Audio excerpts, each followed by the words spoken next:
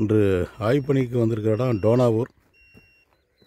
டோனாவூருக்கு கிழக்கு உள்ள ஒரு பகுதி. இங்கே இது வரைக்கும் போர்வெல் அல்லது கிணறு எதுவுமே இல்லை. இந்த இடத்துல விவசாயம் நடந்து எப்படி ஒரு 30 ஆண்டுகளுக்கு மேலே இருக்கும். இந்த ஏரியாவினுடைய நிலத்தடி பாறை அமைப்புங்கிறது வடக்கு 55 டிகிரி மேற்குங்கிற கோணத்தில் இருக்கும். அதாவது வடமேற்கு தென்கிழக்கு. அதனால் வடகிழக்கில் இருந்து தென்மேற்கு நோக்கி ஸ்கேன் பண்ண போகிறோம். இது முதல் ஸ்கேனு.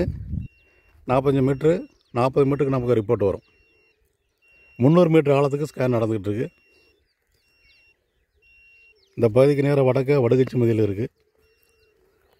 இங்கே புளியூர்குறிச்சி, கோதைச்சேரி,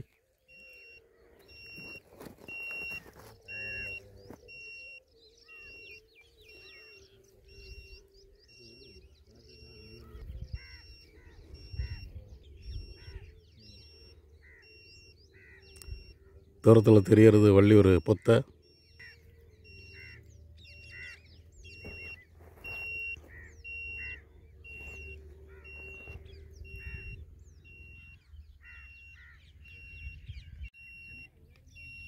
இது ரெண்டாவது ஸ்கேனு.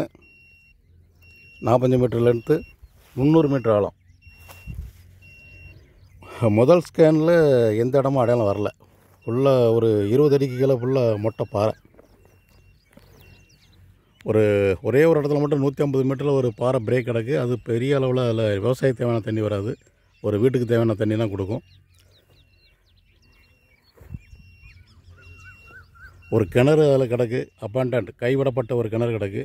அதனால் அதை விட்டு தூர விலகி வந்து இந்த ரெண்டாவது ஸ்கேன் நடந்துக்கிட்டு இருக்கு.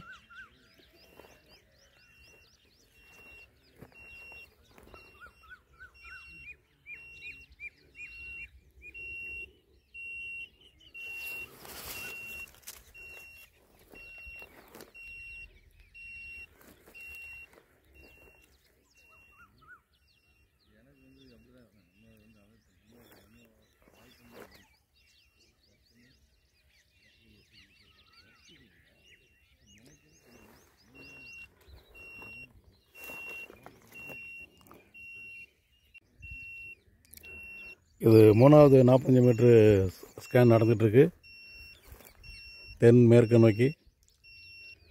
ரெண்டாவது ஸ்கேனில் 2 இடம் அடையாளம் வச்சுருக்கோம்.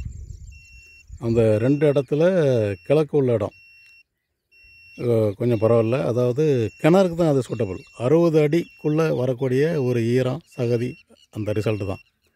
அது போர்வெலுக்கு சரி வராது. ஏன்னா மேல் ஊற்று தான். ஊற்றுன்னு சொல்கிறத விட மேல் கசிவு. அதனால் அதில் வந்து டெஸ்ட் போர் போடணும். 4 இன்ச் இருக்க வச்சு முக்காலி ஒரு லோ ப்ரெஷரு 4 இன்ச் வண்டி வச்சு போர்வெல் போட்டு அந்த 60 அடிக்குள்ளே ஈரம் சகதி ஓரளவுக்கு ஒரு 1 இன்ச்சு தண்ணி அந்த மாதிரி வந்தால் கிணறு அடிக்கலாம். ஈரம் அட்லீஸ்ட் வரணும், போகக்கூடாது. அந்த மாதிரி அமைப்பு தான் அது. ஆழமாக போர்வெல் போட அது தகுதி கிடையாது.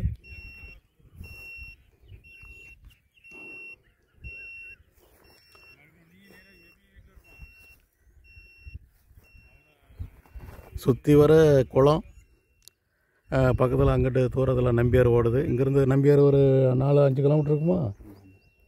மற்றபடி இந்த ஊரை சுற்றி குளம்தான். ஆனாலும் நிலத்தடி பாறை அமைப்பு காரணமாக ஆழமாக போர்வெல் போட வாய்ப்பில்லாத இடமா இருக்குது. இது வரைக்கும் பார்த்த 2 ஸ்கேனில் இந்த ரிசல்ட் எப்படி வருதுன்னு எனக்கு கொஞ்சம் நேரத்தில் தெரிஞ்சிடும். இந்த 3ஆவது ஸ்கேனில் ஒரு இடம் அடையாளம் வச்சுருக்கோம். இதுவும் 2ஆவது ஸ்கேனில் மேற்கு உள்ள அடையாளமும் ஒரே சாரம்.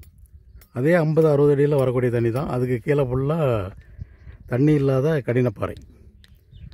ஸோ இதுவும் போர்வெலுக்கு ஃபிட்டு கிடையாது. 100 அடி டெஸ்ட் போர்வெல் போட்டு கிணறுன்னா அமைக்கலாம். இந்த 3 இடத்துல இப்போ இந்த 3ஆவது ஸ்கேன் அடையாளம் தான் பெஸ்ட்டான இடம். இது இடத்தினுடைய கடைசி ஸ்கேன், 4ஆவது ஸ்கேன். இந்த ஸ்கேனோட தென்மேற்கு மூலம் முடிவுபடுது. 3ஆவது ஸ்கேன்லேயும் ஒரு இடம் அடையாளம் வச்சுருக்கோம்.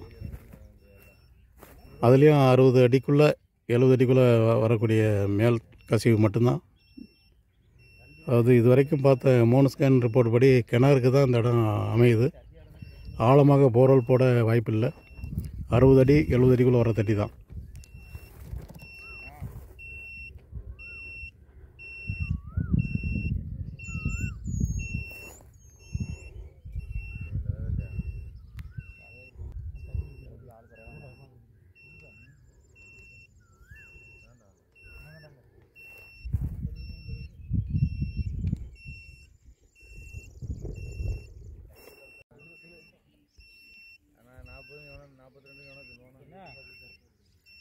மேற்கு தொடர்ச்சி மலை, அதாவது கள்ளக்காடு முண்டந்துறை வனச்சரகம்.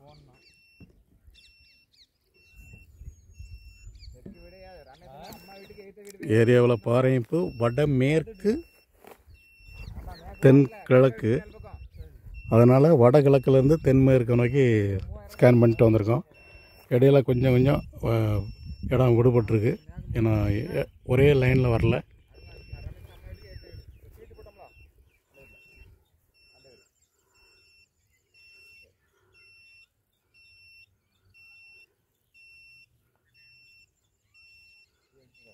மேற்கு தொடர்ச்சி மலையில் இன்றைக்கி எதுவும் மழை எதுவும் இல்லை, மழை பொழிவு இல்லை.